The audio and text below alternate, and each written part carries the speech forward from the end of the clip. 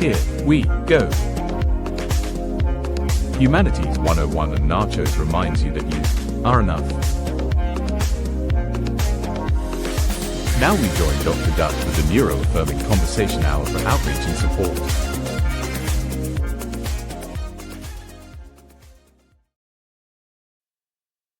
Welcome back, Nacho Nuts.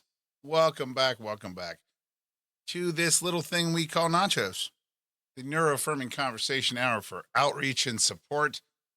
And I am Dr. Adam Dutch Hazlett, and I am grateful to share this mid-November quiet with you today. We've entered that part of the year where daylight seems to slip away right out of our hands. The sun bows out early each afternoon, the air sharpens around our faces and fingertips, and the world seems to whisper, softly but firmly, that winter is approaching. November is a threshold month, a hinge between seasons, a moment suspended between warmth that is behind us and the stillness and cold ahead. It's a time when the world invites us inward, into our homes, into our thoughts, into our bodies, and into our nervous systems, even as modern culture tries to push us outward into a frenzy, into hurry, into urgency, and into fear. This time of year, the message around us leans heavily on scarcity. Not enough time, not enough daylight, not enough done. Not enough bought, not enough produced, not enough progress. But here in the Nachos community, we reject that manufactured lack. We choose to listen to our bodies, to the earth, and to the older rhythms that still hum beneath the noise. We choose the pause. A few evenings ago, around 5, I stepped outside just as the sky had shifted into that deep November blue-gray, a color that feels like thick wool, like quiet, like reflection. The cold air touched my face and I stopped. I didn't hurry. I didn't rush. I didn't fill the moment with planning. I simply stood there, letting my breath fog in front of me like a small lantern. And in that silence, my body spoke the truth. You're at capacity. The darkness around you isn't a threat, it's guidance. Slow down. That pause realigned my whole evening. It reminded me that stillness is information, that darkness is a teacher, and that the nervous system often knows the truth long before our schedules catch up. Our ancestors understood this. Across continents and across cultures, from the Celts to the Yoruba, from indigenous nations of the Americas to the ancient communities in China, Korea, India, and the Middle East, late autumn and early winter were seasons of pause. Harvest festivals were not about excess or performance. They were about gratitude, rest, and recognition of enoughness. They were about gathering what the land had offered and acknowledging that it would carry the community through the winter, through the dark. These celebrations existed long before the American Thanksgiving myth. They were born of survival, community, story, vulnerability, gratitude, and the understanding that humans cannot sprint all year. People feasted not to show off, but to honor what they received. They rested because winter demanded it. They paused because life required it. Modern culture has flipped this rhythm. Now this season is about rushing and purchasing and overextending and performing, but the old rhythm still lives inside of each of us. And our neurodivergent bodies especially feel it, the tug inward, the desire for quiet, the need for slower pacing, the instinct to listen to our inner season rather than the outer pressure. And this brings us to a remarkable historical detail, the story of Ibn al-Wardi's plague poem. In the 14th century, at the height of the Black Death, Ibn al-Wardi wrote the Mahma, a stylized, metaphor-rich form of poetic prose. He described the plague as a wandering entity traveling from a mysterious land outside China through India, Central Asia, Persia, and into the Mediterranean. The poem was emotional, metaphorical, narrative-driven, but not scientific, not historical, and not meant to be taken literally. But centuries later, scholars misread it as a factual account of plague transmission.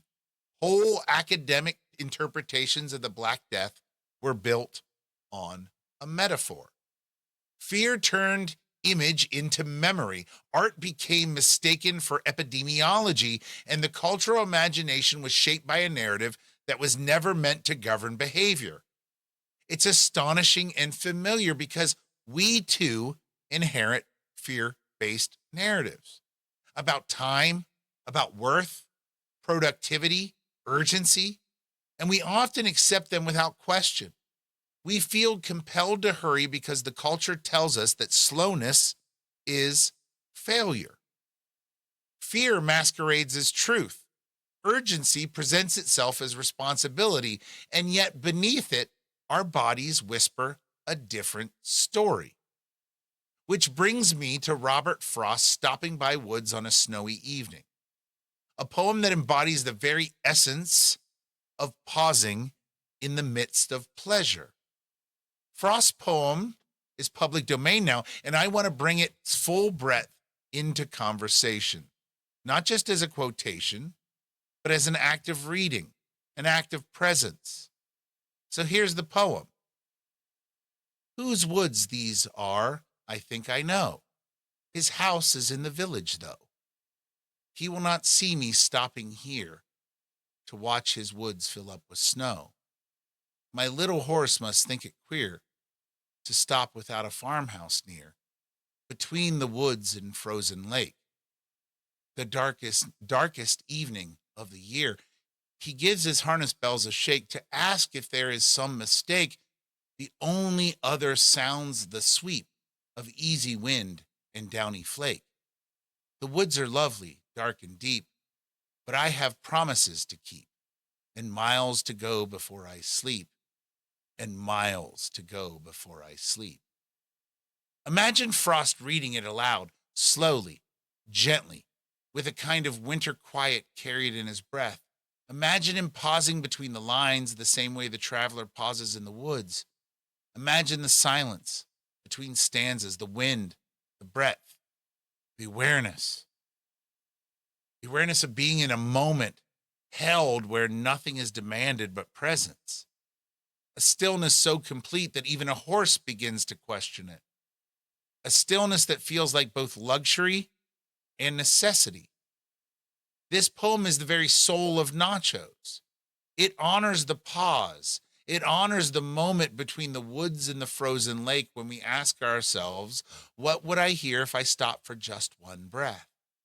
What wisdom lies in the pause before the winter fully arrives? And this, Nacho Knots, is where I want to place our question of the week. The reflection I want you to carry with you and to share wherever you're listening today. What is one small moment of abundance, warmth, or clarity you can name in your life right now? Something that contradicts the noise of scarcity and fear around you. Now, if this feels right, drop your reflection into the comments wherever you're joining us. Your pause might inspire someone else's. And now as we move toward closing, I want to offer something deeper, fuller, and more expansive. A gathering of affirmations and truths rooted in everything we've explored. You're allowed to pause before winter. You're allowed to step into the early darkness without fear and feel the way the world softens when the light withdraws. You're allowed to look at the sky at 5 o'clock and see it not as a countdown, but as an invitation. You're allowed to trust that your body knows the seasons better than the culture does. You're allowed to choose slowness even when everything around you screams for speed. There's no shame in resting before you're depleted. There is no weakness in breathing before you break. There's no failure in choosing gentleness over urgency. You have enough. You are enough.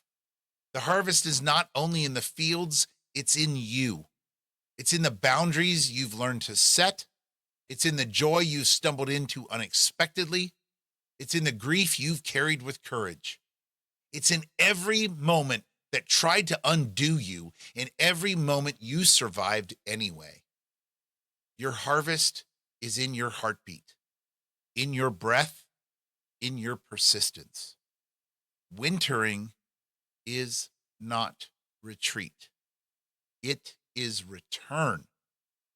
A return to self, a return to truth, a return to quiet, a return to the part of you that knows what matters and what never did. You are not behind.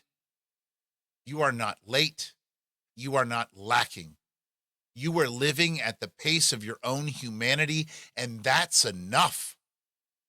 The woods are lovely, dark, and deep, and you belong there. You belong in places of reflection and silence and gentle, calm, dark. You belong in spaces where you don't have to perform or impress or update or justify. You belong in the soft hush of falling snow, in the quiet clearing between one breath and the next. You belong in every moment you choose yourself first. And when it is time to take the next step, not the step someone expects from you, but the step that aligns with your spirit, you will know. You will move with intention, not panic. You will move with grounding, not scrambling. You will move with breath, not bracing. And you will step forward from fullness, not fear. So thank you for sharing this November moment with me, this moment of choosing truth over noise, rhythm over rush, self-connection over self-criticism. Thank you for honoring your nervous systems, your energy, your season, your story. As the day grows shorter and the nights grow longer, may you find warmth that reaches your bones, clarity that steadies your heart, and enoughness that threads itself through every corner of your days. May your winter gently. May you pause bravely. May you rise in your own timing, in your own way, into a future built not on panic, but on presence. And until we meet again, Nacho Knots, may you walk through the dark with a light that is entirely and wholly your own. I'll see you next week on Nachos.